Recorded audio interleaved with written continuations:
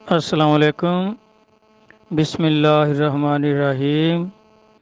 یہ آج میرے کسی بہت ہی پیارے بھائی نے یہ سوال ارشاد فرمایا ہے کہ بابا فرید الدین گنج شکر کسلہ سر عزیز کے مزار پاک میں جو بیشتی دروازہ ہے اس میں گزرنے والا جنتی ہے، اور کسی مولانا صاحب کی تقریر بھی اس نے پوسٹ لگائی ہے۔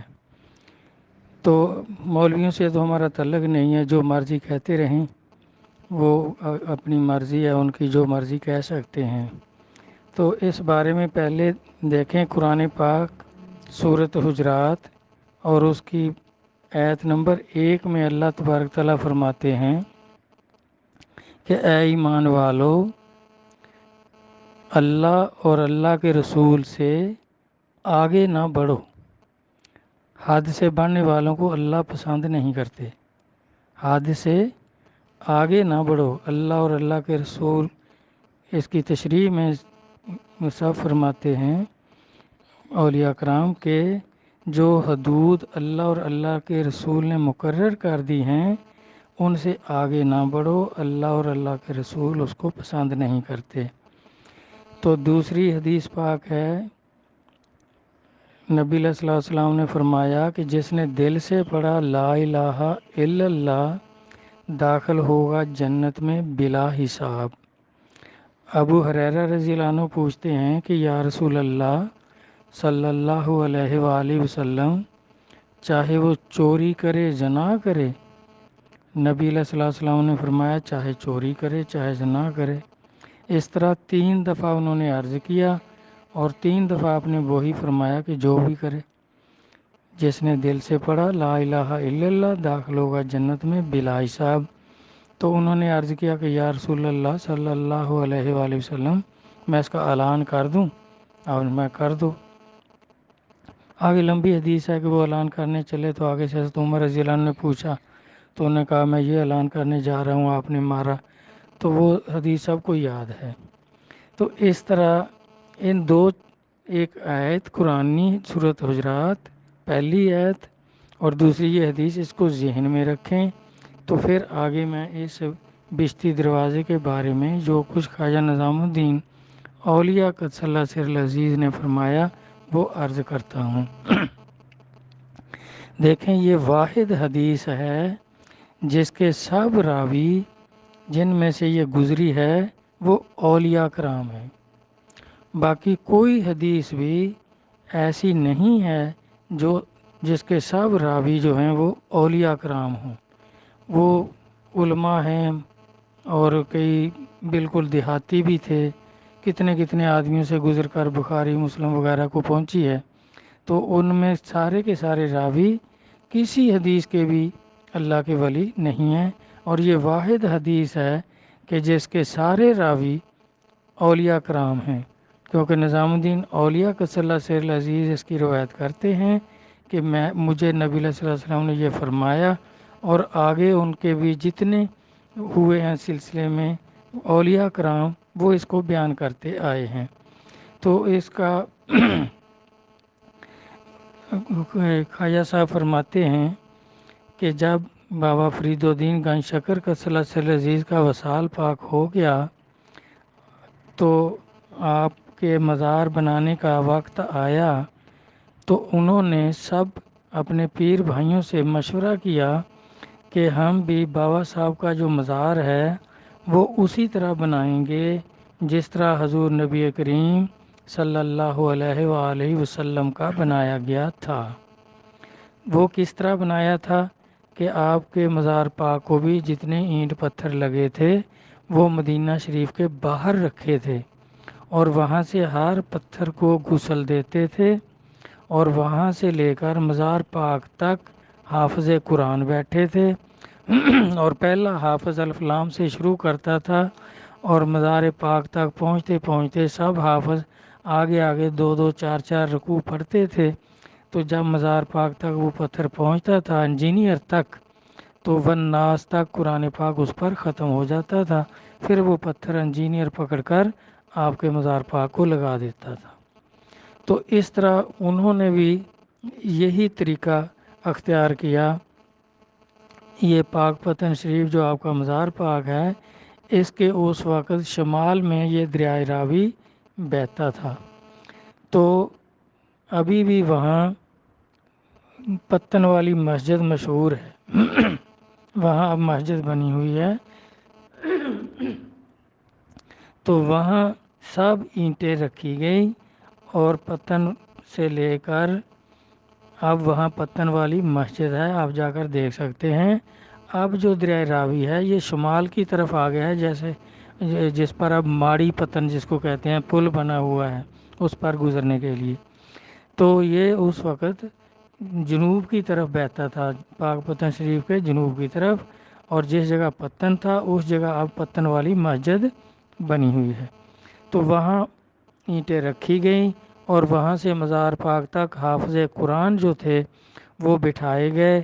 اسی طرح پہلی اینٹ کو وہاں غسل دیتے تھے اور پہلا حافظ الف لام سے پڑھنا شروع کرتا تھا، اور مزار پاک تک پہنچتے پہنچتے والناس تک اس اینٹ پر قرآن پاک ختم ہو جاتا تھا، پھر انجینئر جو تھے وہ لے کر وہ لگا دیتے تھے۔ اس طرح سارا مزار پاک مکمل ہو گیا، حافظوں کو چھٹی ہو گئی، سب چلے گئے۔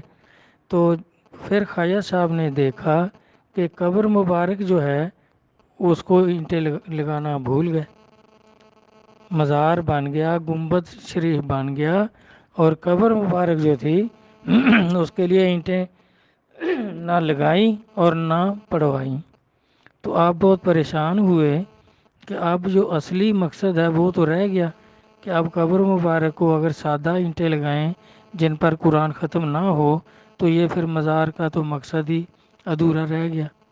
تو آپ اس پریشانی میں رات کو سو گئے کہ اب کیا کریں، اور اتنے بڑے حافظ جو تھے ان کو اکٹھا کرنا دوبارہ یہ بہت بڑے خرچے کا کام تھا، اور پھر ان کو اکٹھا کرنا بھی کوئی اتنا آسان نہیں تھا، کیونکہ اس وقت فون تو نہیں تھے کہ سب کو فون کر دو بھئی اب واپس آ جاؤ، دوبارہ آ جاؤ، اور وہاں ان کا خرچہ جو ہے، اب دیکھیں اتنے حافظ جو بیٹھے تھے وہ ایک دن میں تو سب اینٹیں نہیں پڑی گئی ہوں گی، تو ان کا کھانے کا، پینے کا، سونے کا، رہنے کا بہت بڑا یہ انتظام، بہت بڑا خرچہ تھا۔ اور اب آپ کو یہ پریشانی ہو گئی کہ جو اصل مقصد تھا، جو قبر مبارک کو اینٹیں لگانی تھیں وہ رہ گئیں، ان پر قرآن پڑھا نہیں گیا اور اس وقت ذہن میں نہیں رہی بات۔ تو اب اس پریشانی میں آپ رات کو سو گئے تو کیا دیکھتے ہیں کہ آپ خواب میں خود نبی علیہ الصلوۃ والسلام، حضور نبی کریم صلی اللہ علیہ وآلہ وسلم اور آپ کے چاروں صحابہ، آپ کے خلفاء تشریف لے آتے ہیں، اور آپ فرماتے ہیں کہ نبی علیہ الصلوۃ والسلام نے فرمایا کہ نظام الدین تو کیوں پریشان ہے؟ تو آپ نے عرض کیا کہ حضور یہ بات ہے کہ مزار پاک تو بن گیا، گنبد شریف تک مکمل ہو گیا، لیکن قبر مبارک کے لیے اینٹیں نہیں پڑھائی گئیں، یاد نہیں رہا، تو اب یہ پریشانی ہے کہ اب ان کو اگر سادہ اینٹیں لگا دیں تو پھر وہ ساری پڑھائی کا تو مقصد ہی فوت ہو گیا۔ تو نبی علیہ الصلوۃ والسلام نے فرمایا کہ آپ پریشان نہ ہوں، قدموں کی طرف سے آپ نے اشارہ فرمایا کہ یہاں سے دروازہ نکالو، تو آپ فرماتے ہیں کہ جیسے ہی سرکار نے اشارہ فرمایا خواب میں وہ دروازہ نکل گیا، اور آپ نے فرمایا وہی جو جس کے اوپر لکھا ہوا ہے بہشتی دروازہ، جس میں سے لوگ گزرتے ہیں اب، تو آپ نے اشارہ کیا وہ دروازہ نکل گیا، تو نبی علیہ الصلوۃ والسلام اور آپ کے چاروں یار وہاں سے گزرے اور صدر دروازے سے نکل کر باہر جو اب بھی صدر دروازہ ہے مشرق کی طرف، اس کے بائیں طرف آپ کھڑے ہو گئے، وہاں اب چبوترا بنا ہوا ہے سنگ مرمر کا چھوٹا سا، تو صبح اور آپ نے فرمایا وہاں کھڑے ہو کر آپ نے فرمایا کہ نظام الدین آپ مزار پر چڑھ کر اعلان کر دو کہ قیامت تک جو بھی اس دروازے سے گزرے گا جس میں سے میں اور میرے خلفاء گزرے ہیں وہ جنتی ہے۔ تو نظام الدین اولیاء کا صلی اللہ علیہ عزیز فرماتے ہیں کہ میں نے عرض کیا یا رسول اللہ صلی اللہ علیہ وآلہ وسلم، رات کا وقت ہے، سب لوگ سوئے ہوئے ہیں، میری آواز کون سنے گا؟ تو آپ نے فرمایا آپ اوپر چڑھ کر اعلان کریں، عالم ارواح تک آپ کی آواز جائے گی، اور جتنی روحیں لبیک کہیں گی قیامت تک وہ گزرتے رہیں گے، جنتی ہوتے رہیں گے۔ تو آپ فرماتے ہیں میں پھر چڑھ گیا اور میں نے یہ اعلان کر دیا اور خواب ختم ہو گیا۔ آپ فرماتے ہیں کہ صبح جب میں نے جا کر دیکھا تو وہاں نبی علیہ الصلوۃ والسلام کے قدم مبارک لگے ہوئے تھے، اور آپ کے چاروں دوست جو ہیں یار جو تھے حضور کے خلفاء، ان کے بھی پاؤں لگے ہوئے تھے۔ تو اس جگہ اس لیے وہ اب چھوٹا سا چبوترا بنایا ہوا ہے کہ جس جگہ سرکار کے قدم مبارک لگے تھے وہاں کسی کا قدم نہ آئے، بے ادبی نہ ہو۔ اب بھی وہ موجود ہے، وہاں جا کر آپ دیکھ سکتے ہیں۔ تو اس طرح یہ بشتی دروازہ جو تھا وہ پھر صبح آپ نے وہاں سے اینٹیں نکلوائیں، اور وہ اینٹیں جو تھیں آپ کی قبر مبارک کو لگائی گئیں، اور وہاں اس میں دروازہ لگا کر جو سرکار نے فرمایا تھا اس کے اوپر لکھ دیا بہشتی دروازہ۔ تو آج تک وہاں سے جو لوگ گزرتے ہیں وہ اب وہاں کا نعرہ کیا ہے؟ کوئی نعرہ تکبیر نہیں کہتے، نعرہ رسالت نہیں کہتے، کہ وہ نعرہ بھی کس نے بنایا؟ وہ اگلے سال لوگ اس طرح بہشتی گزر رہے تھے تو علی احمد صابر صاحب قدس اللہ سر العزیز تشریف لائے، تو انہوں نے دیکھا اور پوچھا کہ یہ لوگ کیا کر رہے ہیں؟ تو لوگوں نے بتایا کہ خواجہ محبوب الہی نظام الدین اولیاء قدس اللہ سر العزیز نے اس طرح خواب دیکھا تھا اور سرکار نے فرمایا ہے یہ بہشتی دروازہ۔ تو اب یہ لوگ بہشتی ہو رہے ہیں، اس بہشتی دروازے سے گزر رہے ہیں جس طرح نبی علیہ الصلوۃ والسلام نے فرمایا تھا۔ تو آپ نے فرمایا کہ پھر یہ خاموشی سے کیوں گزر رہے ہیں، نعرہ مار مار کر گزرے؟ تو لوگوں نے پوچھا کہ جی کیا نعرہ لگائیں؟ انہوں نے کہا یہ نعرہ لگاؤ، اللہ، محمد، چار یار، حاجی، خواجہ، قطب، فرید، حق فرید یا فرید، یہ نعرہ لگاؤ۔ اس دن سے آج تک یہی نعرہ وہاں گونجتا ہے، جو بھی لوگ گزر رہے ہوتے ہیں یا محفل سماع ہوتی ہے تو اس میں بھی، اور لوگ چلتے پھرتے بھی، یہ اللہ کے مقبول ولی صابر صاحب کی زبان سے نکلا ہوا نعرہ اللہ کو منظور و مقبول ہو گیا، اور آج تک کتنے 700 سال ہو گئے وہی نعرہ گونجتا ہے کہ اللہ، محمد، چار یار، حاجی، خواجہ، قطب، فرید، حق فرید یا فرید۔ تو یہ حاجی جو ہیں یہ خواجہ غریب نواز قدس اللہ سر العزیز کے خواجہ عثمان ہارونی جو ہیں یہ ان کو کہتے ہیں حاجی، اور خواجہ معین الدین چشتی قدس اللہ سر العزیز، اور قطب الدین بختیار کاکی قدس اللہ سر العزیز بابا فرید کے پیر و مرشد، اور فرید خود ہیں، حاجی، خواجہ، قطب، فرید۔ جس طرح ادھر اللہ، محمد صلی اللہ علیہ وآلہ وسلم، چار یار، اور ادھر بھی اسی طرح چار خواجگان۔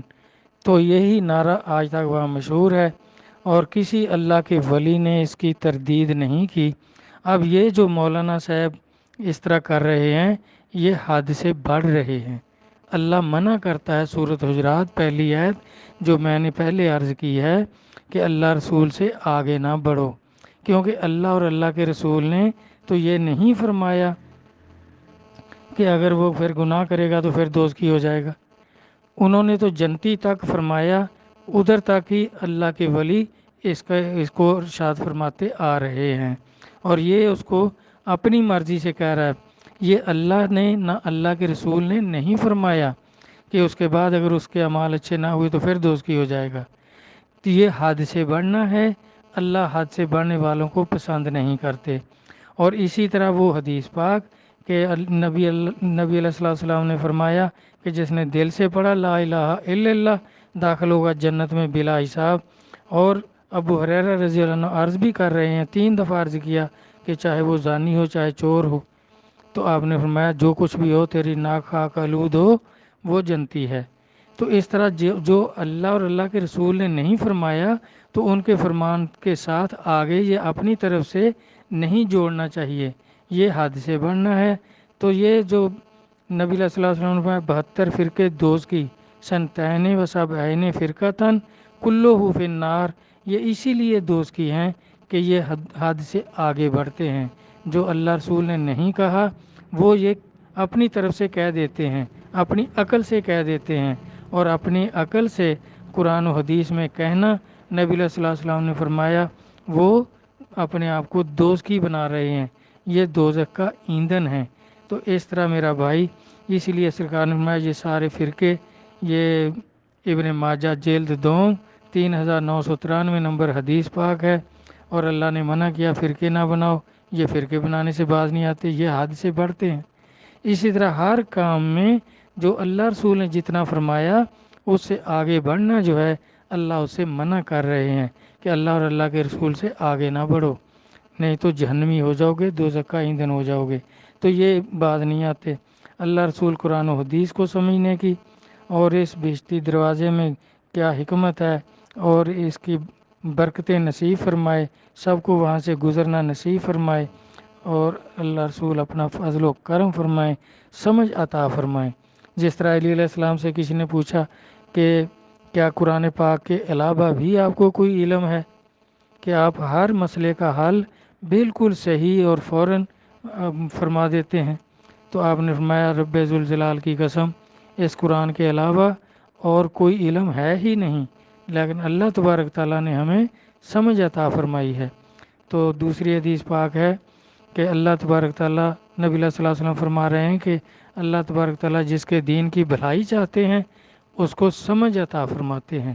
سمجھ عطا ہے، پڑھنا کسب ہے۔ یہ مولوی لوگ جو ہیں یہ پڑھے ہوئے ہیں، سمجھ اللہ نے عطا نہیں کی، اس طرح پھر یہ الٹی پلٹی باتیں کرتے ہیں۔ امید ہے میرے بھائی کو جس نے سوال کیا تھا سمجھ آ گئی ہوگی۔ ٹھیک، اللہ حافظ۔